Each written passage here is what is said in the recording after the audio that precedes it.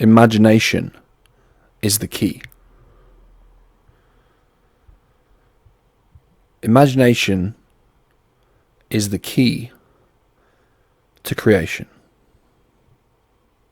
Imagination is the key to creating the life that you want, the life you desire.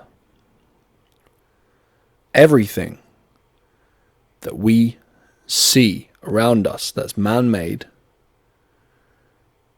came from a person's or a group of people's collective imaginations.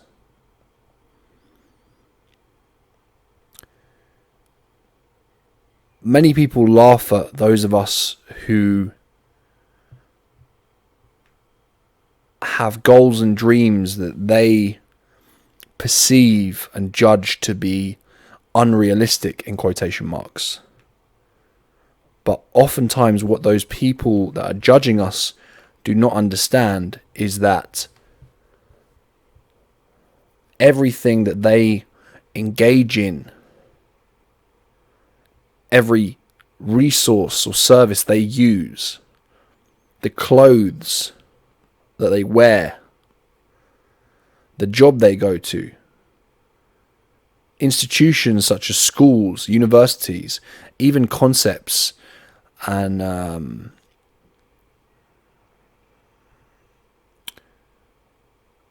geographical locations like villages, towns, cities, countries, continents came from the imagination.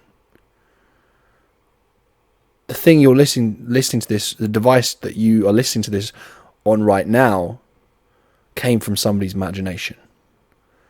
YouTube came from somebody's imagination. The internet, computers, cars, microphones, every single book ever written, every single business that you've ever heard about, and every business you've never heard of that is currently a business or was at some point currently a business that is or was successful came from either one person's or a group of people's collective imaginations. Every film you've ever watched, right? And the one of the most profound things is that even the ideas that people who some of us might say lack in imagination have in their mind about why certain dreams and goals cannot be accomplished, they may laugh at us or have doubts about us being able to accomplish and achieve these goals and dreams. What they oftentimes don't understand is that they're in their mind, they're already imagining. They're using their imagination. They're using their imagination to play out that scenario of it not happening. And oftentimes, many people, well, no, not many people, all of us, our life becomes oftentimes what we think about, right?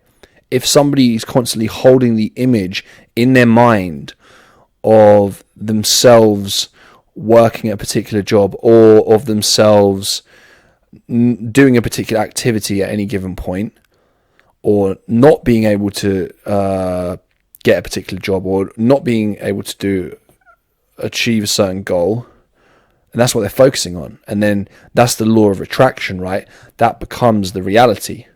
So, I don't know, you might be somebody who wants to go on a date with another person, you know, whether it's a man who wants to go on a date with a woman, or you want to ask a woman out, or a woman wants to ask a man out, or a man wants to ask a man out, or a woman wants to ask a woman out, whatever, right? Or non-binary person, transgender, whatever you identify as, right? A human being, you want to ask another human being out, like romantically, you fancy them, you like them, right?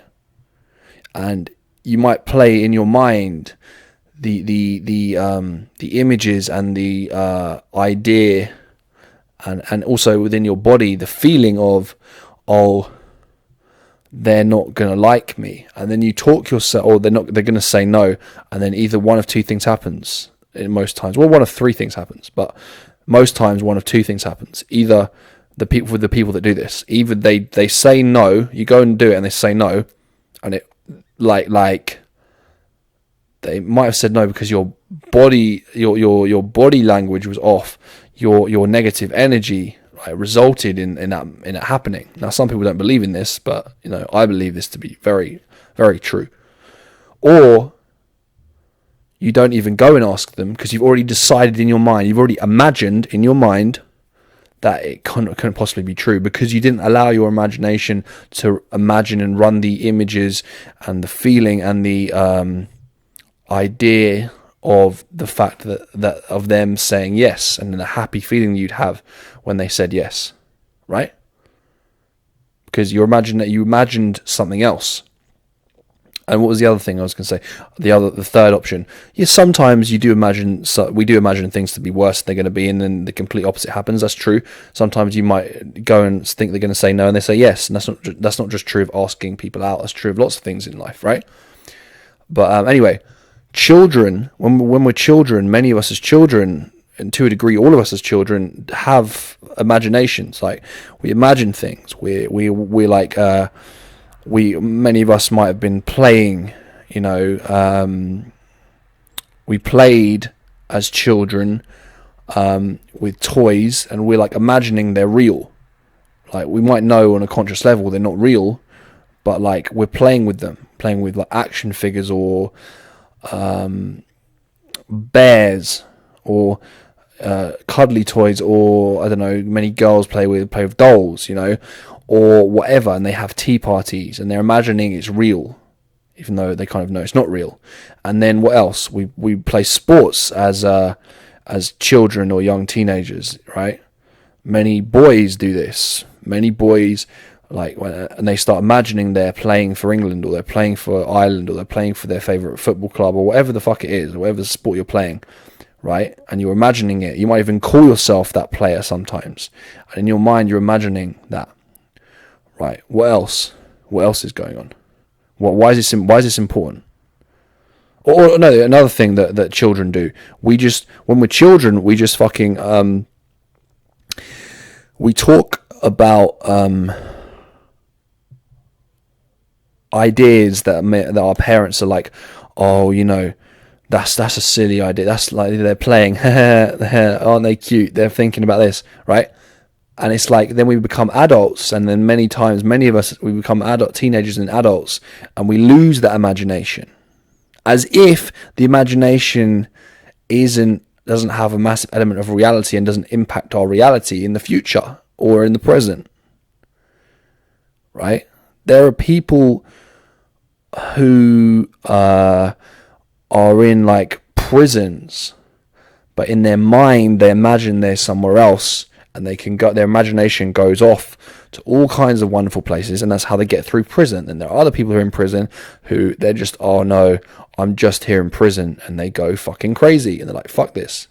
Now, some people will say the person with the imagination who says they're not in prison in their mind is crazy, but that's another story for another day. That's part of this, right? This is the part that's because the imagination is demonized as if it isn't a real thing, as if it isn't an important thing, as if it's some like childish, babyish thing.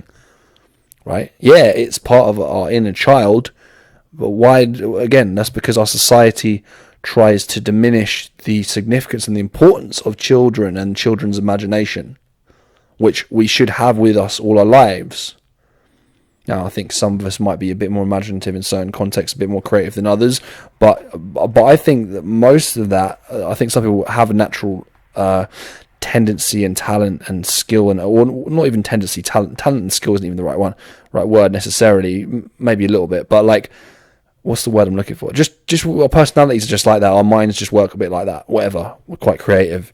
But regardless of that, I feel like lots of people could be way more imaginative and creative if they allowed their imagination, they started to be, their minds to be opened, they allowed their imagination to imagine things. They didn't listen to the conditioning from their parents, or sometimes their school teachers, or sometimes whoever in life, friends, family, society as a whole, their own mind and the stories they've told in their own mind, which comes from all these other people, but also maybe from their own mind a bit as well. And there's negative stories they've told themselves about how lots of very people that are quite rational are like this. They can't see the invisible, quote in quotation marks.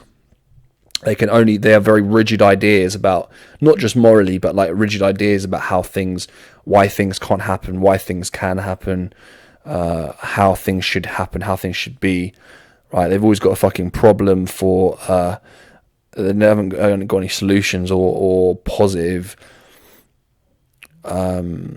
ideas about or encouragement towards people about how they can achieve their ideas. They've oftentimes got these really negative limiting beliefs and all these bullshit reasons which aren't really reasons. They're limiting beliefs as to why people can't achieve certain things, or or not even just other people, why they themselves can't do certain things, right? And oftentimes these aren't even their ideas. They are, like I say, they are their ideas. They perpetuate, and they've been training their mind this way again and again and again and again. But that's because they've had all this bullshit, negative energy and imagination squashed by society, by their parents, sometimes in certain elements of school. They do this. School's getting better, and it's getting more as over the 20th century, more and more, and definitely over the 21st century. At the time I'm recording this video, is 2020. And the future school will be way more advanced and have way more emotional intelligence. Teachers will, and society as a whole will have way more emotional intelligence. We started to wake up, right, over the 20th century more and more, and over the definitely over the 21st century more and more, and definitely over the last 10 years, and definitely over the last 5, 4, 3, 2 years, right? And the school system and the future and society will be way more understanding of children and their imagination, and they'll encourage children to imagine more. It won't be such a silly thing that many people and mainstream culture tries to make. Oh, it's just a silly, idiotic child dreaming, imagining crazy shit, right? Yeah. And it's like, our dreams are our imagination, and Joe Rogan talks about this idea that we don't think of the imagination or dreaming. Many people don't, at least, as if we don't really think too much about it. Which we go to bed and we dream, and that's a different world, and it's not real. And the real world is when we're around here, when we're open. It's like, no, motherfucker, that ain't necessarily true. It could be the other way around, and it could be both of them are equally as real, and both of them are equally as dreamlike. We're just experiencing a different reality, right? There are all kinds of things that we dream about when we go into another world. Some people believe in past lives. I think I believe in past lives, actually. In fact, I kind of do. I believe I came to this life for a reason. I believe I've done all this before. I believe I was different people in past lives. Right, and oftentimes people don't open their mind to these ideas and concepts. They put them in a box and go, that's woo woo, that's hippie, that's crazy. You know, lots of rationalists, scientific people, hardcore atheists. Oh, that's nonsense. That's woo woo, hippie, horseshit, bullshit. Like that's, and I'm like, really? And there's another thing that people do.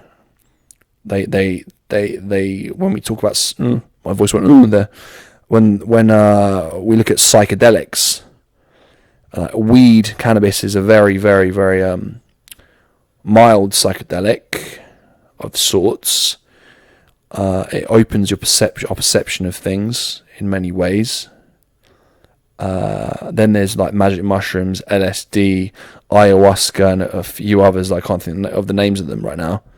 Right, I've personally only ever done cannabis, but and maybe I'll do some others in the future. I've been offered others before, but I've never done them. But people, there's this idea with people some people, especially people that haven't taken these things, or even some people who have taken, even some people who've smoked weed, it didn't really do much for them, right? There's this idea with people who haven't smoked weed or haven't taken psychedelics, and even some people who have smoked weed, right? And I'm sure even maybe one or two people who've done stronger psychedelics, but I'm assuming most people that have done psychedelics, from what I've heard, most of them then are like, there's they're like sure that this is definitely part of reality, and this is real, and this is God, and this is a whole other realm which is very real, right? But I mean, like, lots of people, even that smoke weed, and people in general, they have this idea that, oh, drugs are just crazy things that take you to and make you see things that aren't really there.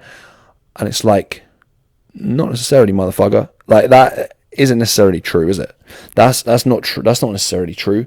In fact, it's far more likely that these things are there, and this is just a portal to them, right? And then people will, like, this life we're living in could be a fucking dream. This this whole thing could have happened. It could be part of an imagination. What did Joe Rogan say again? He said, I sometimes think that that you're part of my imagination, talking to someone, whoever he was talking to on his podcast at the time. This whole thing could be part of my imagination, talking about his own imagination, your imagination, a combination of everyone's imagination. And then people will say, oh, well, I can knock on things, and it's hard, and it's physical, and it's there, and it's like, no, that's not necessarily an indicator of it not being there. We might be in a video game right now. There are multiple paradigms that exist simultaneously. There are multiverse theories. There are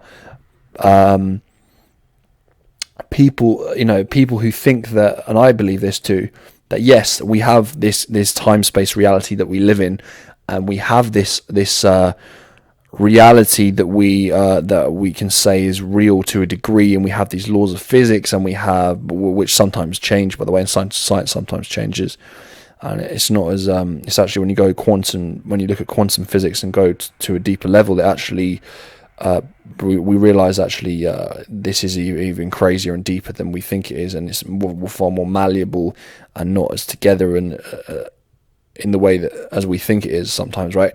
And but it's like there could be all kinds of there could be a Conor Canney in different parts of the universe that's similar to me in many ways, but it's completely different. Like, and if you look at time, you think of time as linear going forward, but that's not necessarily the way that I think of time or other people think of time. Like in Harry Potter 3, when they go back in time, but they've already been there. If you haven't seen Harry Potter, The Prisoner of Azkaban, or you haven't read the book, right, then you don't know what I'm talking about. But if you have, you do know what I'm talking about, right? It's like we've already lived this life. I'm currently there is a Conor in 2010 living the Conor's life that the Conor of 2010 lived right now. It's going on right now. It's just I'm in a different reality right now because I'm in 2020. Right, and that's true of everyone listening. Like, everyone, even people that are dead, are they dead? Is heaven after? Like, do we go to heaven? Is that a real thing? Because there are like hardcore atheists. I'm not religious in the traditional sense, right?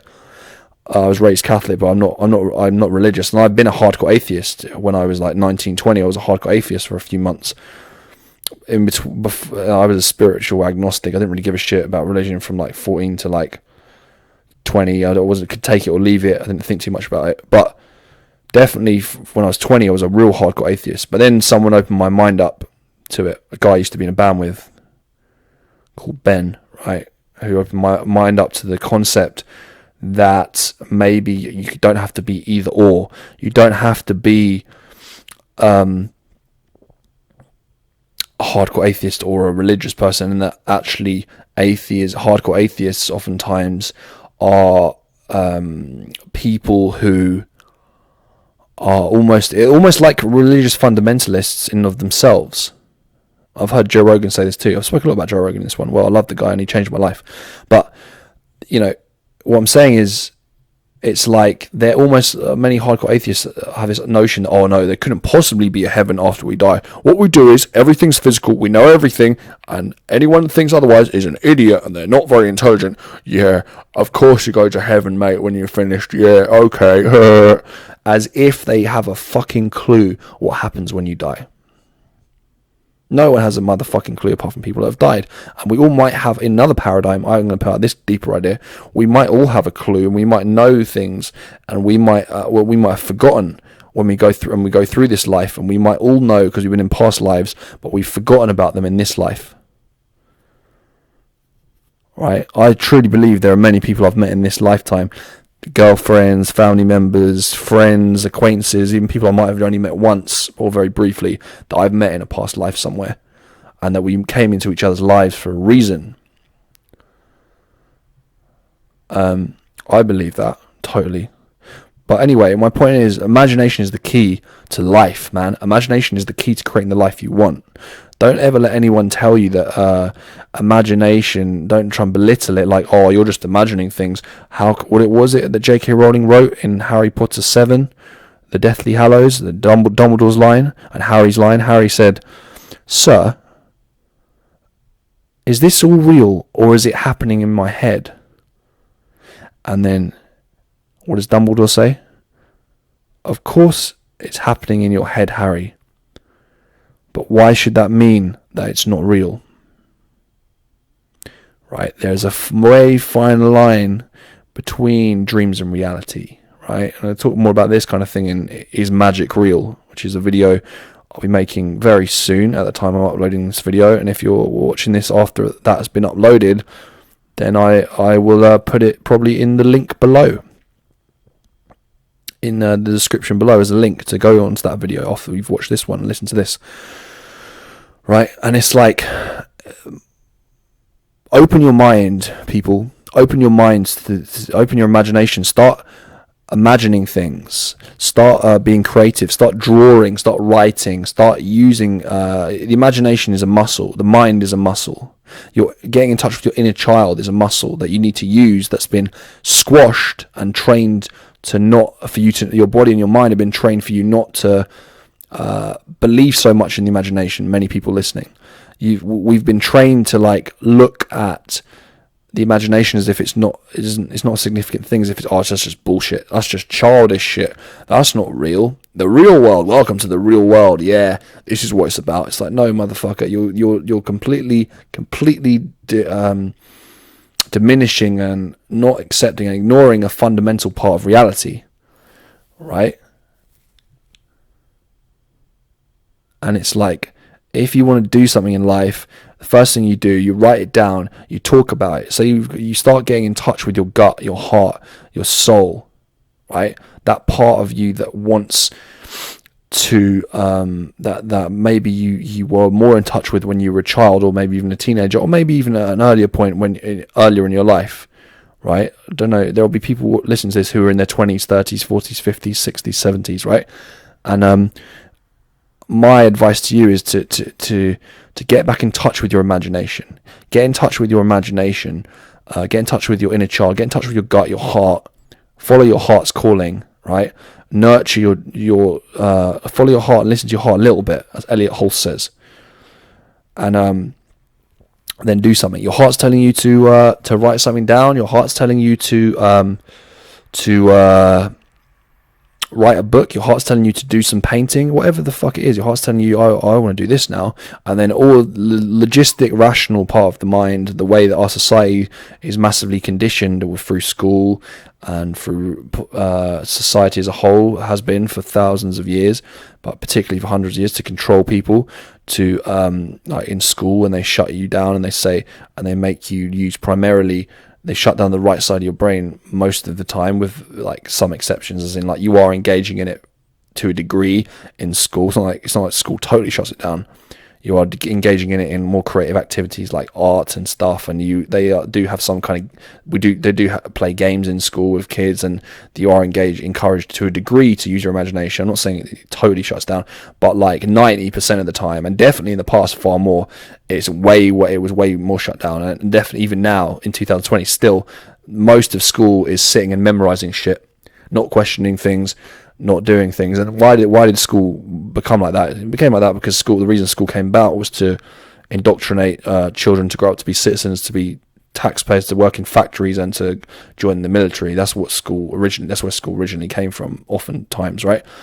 That's not to say there's not positive things about school, and that being a teacher isn't an admirable profession, that many teachers are wonderful people who just want to help children. That's not what I'm saying. I'm saying, I'm acknowledging that is true, but that doesn't take away from the fact that there is a massive element of truth that school does kill creativity, and not just school, society as a whole indoctrinates us massively in many respects to what was my line?